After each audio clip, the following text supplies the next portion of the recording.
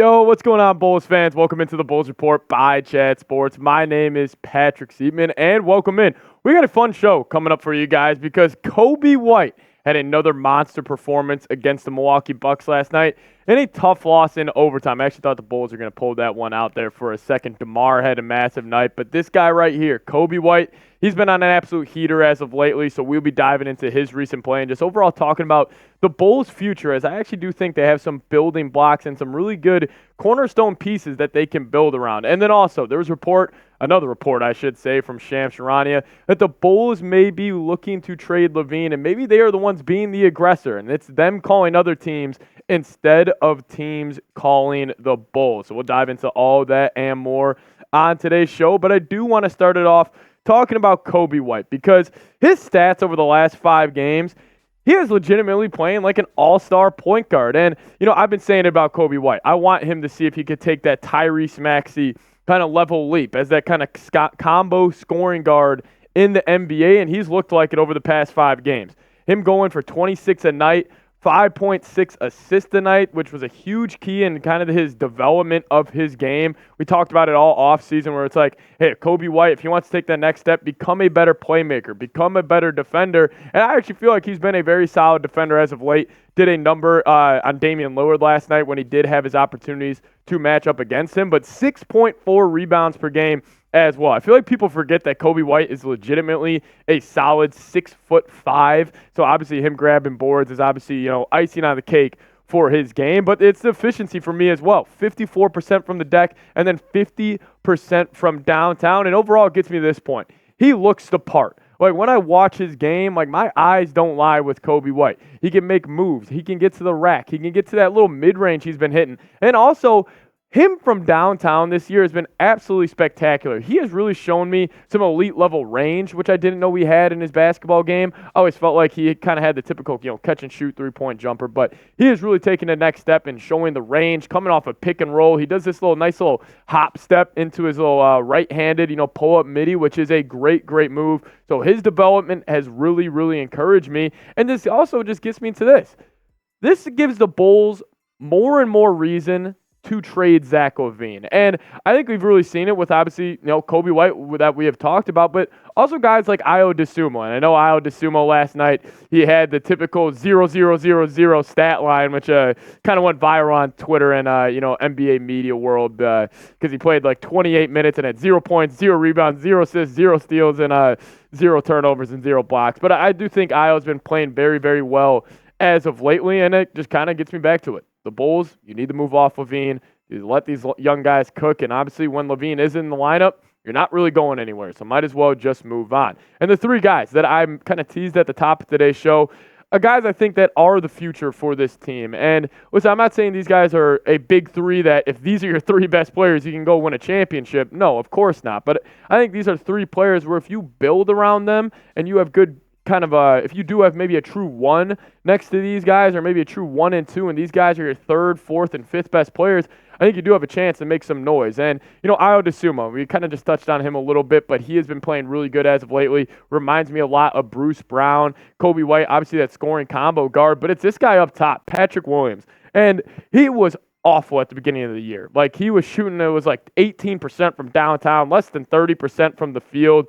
He really struggled. But the thing with P-Dub is he's always been a really good defender, just naturally with his just archetype and the way his honestly his body type is. Like he will be a good defender in this league, really long arms. But it's the scoring for me for the last couple of games, getting his points per game up to 14 over the last 5 outings, 29 of 56 from the field, 5 of 16 from downtown. Still struggling a little bit shooting the 3 ball this year, but he just looks a lot more confident taking those jumpers. And also, he's been absolutely killing it on the glass, which is something I've been begging him to do because he is such a good athlete, and he is just an overall he is a freak, man. Like, he is a really freaky athlete, and gets me to this. My eyes don't lie with him, and I say that a lot in the NBA because I feel like us is just, when we're analyzing, or you guys know what I'm saying, when we're breaking down a game of basketball, I think we look too much into the stats and too much into, that deep analytics instead of just using your eyes. And when I use my eyes with Patrick Williams, I see a potential elite two-way player. And I think this year he's kind of teased us a little bit with that, especially as of lately. So I'm very optimistic, I guess, about this Bulls future. And Heading into this year, I was saying this a lot to, my friends and family. I was just like,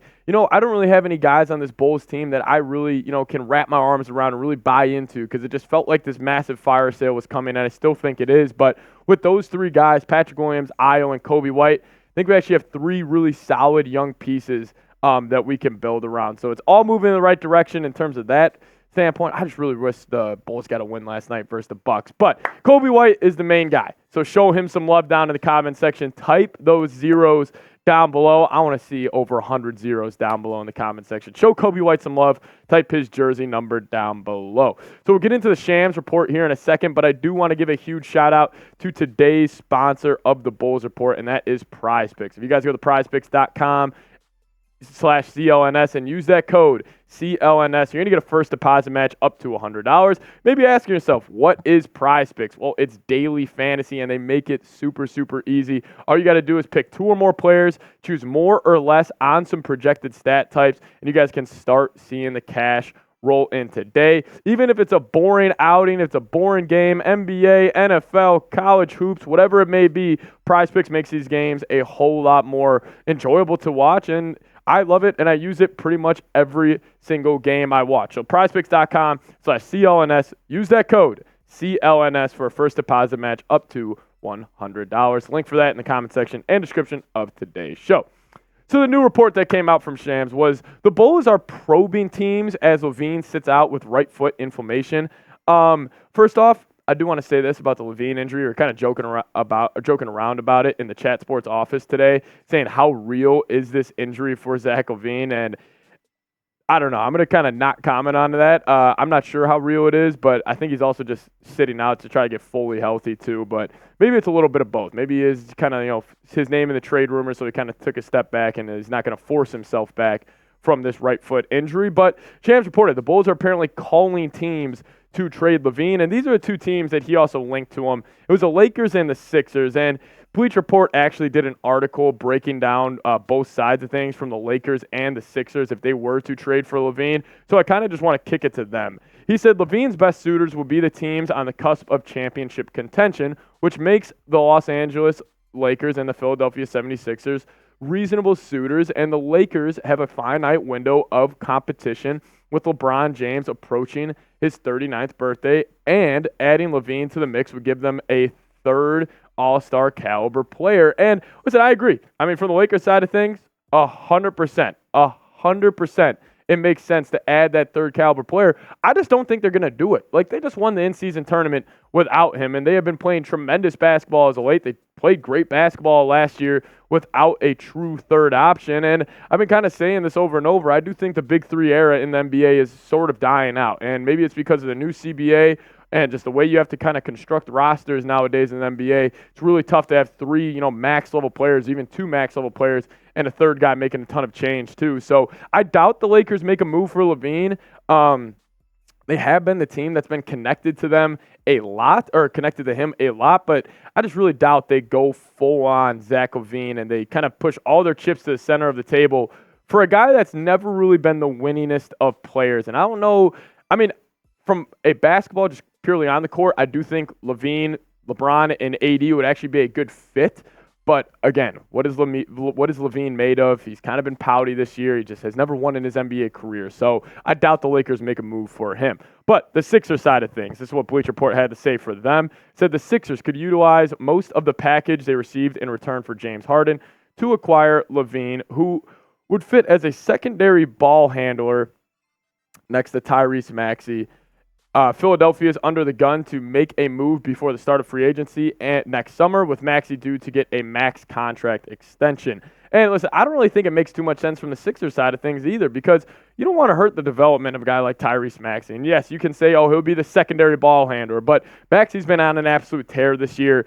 And I just, personally, if I were them, I would not do it. I would just build around Tyrese Maxey, Joel Embiid, and get a ton of good role players around those two. Kind of follow the Nuggets mold a little bit when they won the NBA championship, obviously, last season. But I do think the Zach LaVine market will be slim. I think he's going to go to a funky team. Like, I think it's going to be like a dark horse team where we saw like the Hornets were wanting to get involved with him. think like the Kings or somebody different. Like, I don't think it's going to be like the Heat, Sixers, or Lakers. Maybe the Heat does make a little bit of sense, but I think it's going to be a team when we do get that notification on our phone, we're going to be like, LaVine went where? And we're going to be a little shocked in it. And I also think the haul we get for LaVine is going to be a lot less than most of us think. But, well, get me to this question right here. What type of haul can the Bulls get for Zach LaVine? I'm hoping it's at least a unprotected first and a young player. Maybe it's 2 unprotected first and maybe a role guy and a contract filler. But I am very curious to see what type of haul they do get when they obviously inevitably move off him. So what type of haul do you think the Bulls can get for Zach LaVine? Let me know your thoughts down below. Just also want to say thank you guys so much for watching today's edition of the Bulls Report. The sport's been unreal on the channel as of late. So thank you guys so much. Continue to show love on the channel. I really do appreciate it. Keeps me motivated. And we will see you guys next time. Go Bulls.